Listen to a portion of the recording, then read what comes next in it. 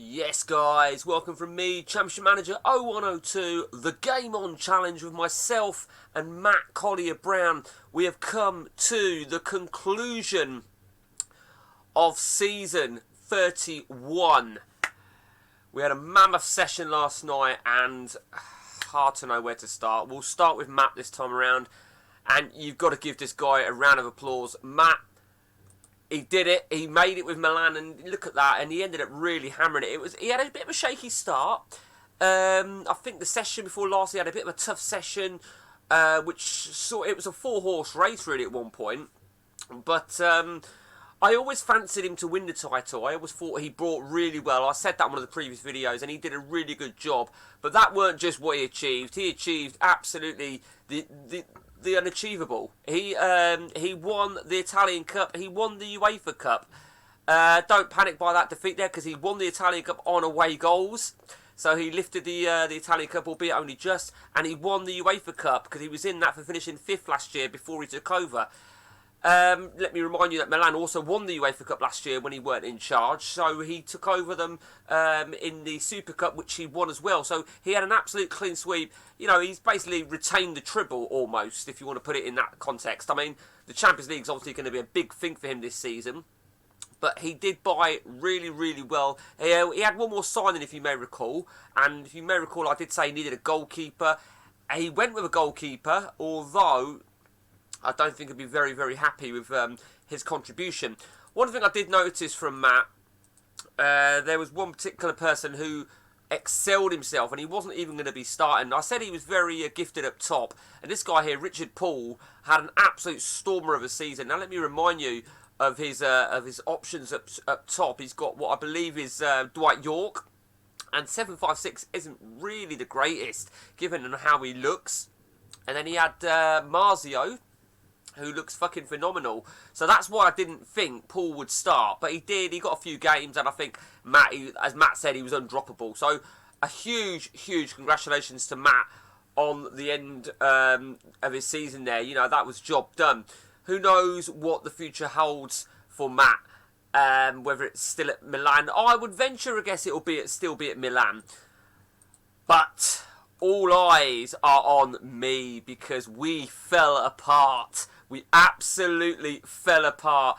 I think it was 8 or 9 games we hadn't won in. We did end up lifting the German Cup, and we bowed out of the Champions League to Real Madrid. So we ended up lifting the German Cup, but where is it now? So it was right here. So 1, 2, 3, 4, 5, 6, 7, 8, 9 games without a victory. Everything was falling apart. Now, we said this before about the lack of scoring goals. It was an absolute horrendous session, which ultimately proved costly. The biggest thing I'm going to have at Dortmund, and I said this before, is everybody's unhappy and no one's renewing their contracts. It's unprotected soon. And the more I think about it, the more I should have just gone with what Gary said and just disabled that bullshit fucking feature.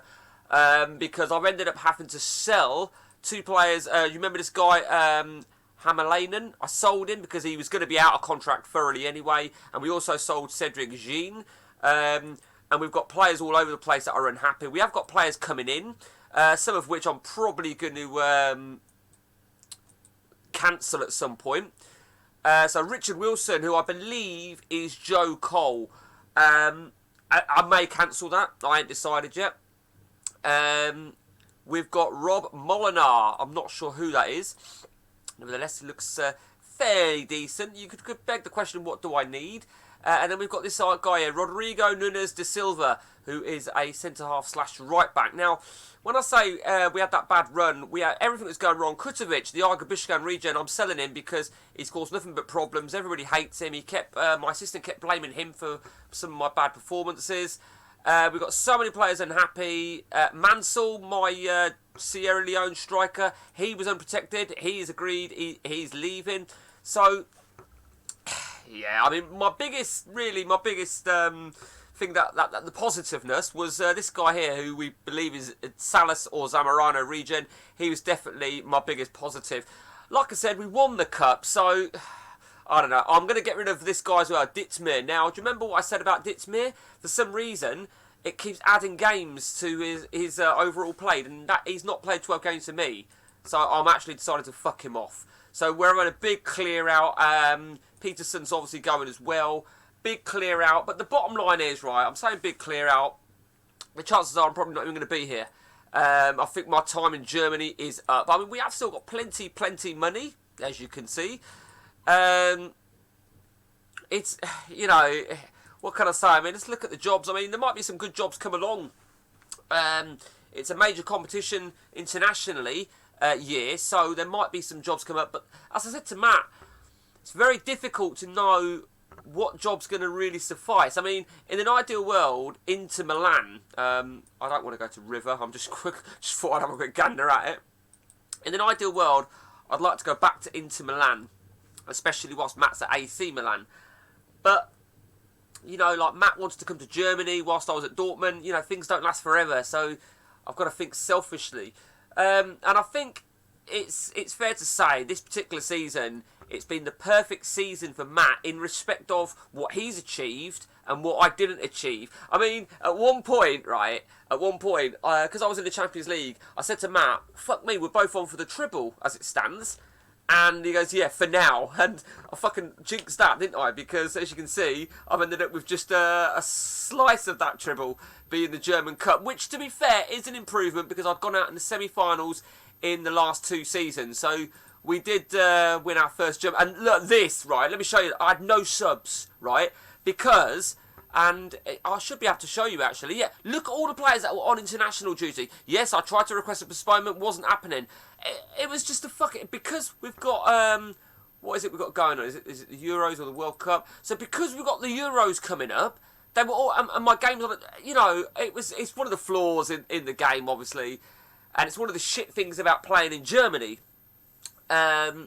But nevertheless, you know what? You know, I've got over myself now. Yesterday, when we finished the session, I was really seething. I was fucking annoyed. I was angry. Even the Edgar Davids region there's been causing me a lot of fucking issues.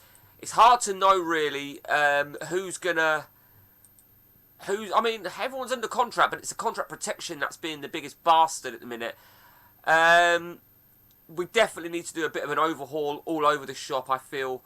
You know, I mean, that left back here, he didn't do too bad. He's still got another year before he's unprotected. So, you know, we can see how he flares up. The Belarusian, he's still got another year. No, he hasn't.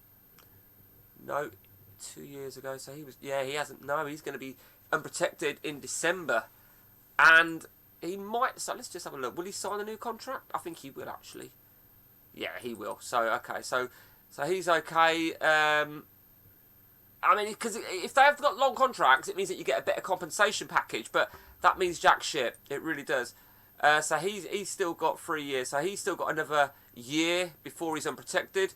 O'Leary's got another year before he's unprotected. Howe, he's got another year before he's unprotected. DiMarco has as well. I mean, DiMarco actually broke back in. Decker, yeah, they've all probably got another year. So actually, it's maybe not as bad as I actually thought. In all fairness, because they've all got another year on their contract, or at least before it becomes unprotected. His was 18 months ago. So his might have been 28 when he signed it. It looks like. Will he sign a new contract? Yeah, he probably will.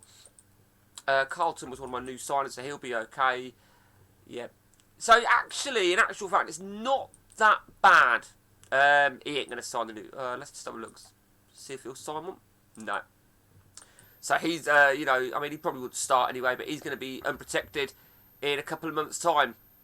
And as I said, in terms of our signings, you know, we've got a few coming in. Question is, you know, I mean, I fucked up, really. I screwed up royally in respect of chopping and changing. I've considered moving formation. Who knows? But who knows what the future lies. I did say this would probably be my last season at Dortmund, but it really depends on what's available to me. If something decent is available to me, then who knows? You know, maybe, and I do stress this is a maybe even a move to Belgium, somewhere I've not been. maybe Brazil, very unlikely Brazil, but there's more likely that I'd go to Belgium than Brazil. Man United came available, but didn't really appeal to me, not again. And that's that. So if you've got anything you want to know about this game, guys, share it with me, and I will happily answer for you. And until next time from me, guys, take it easy.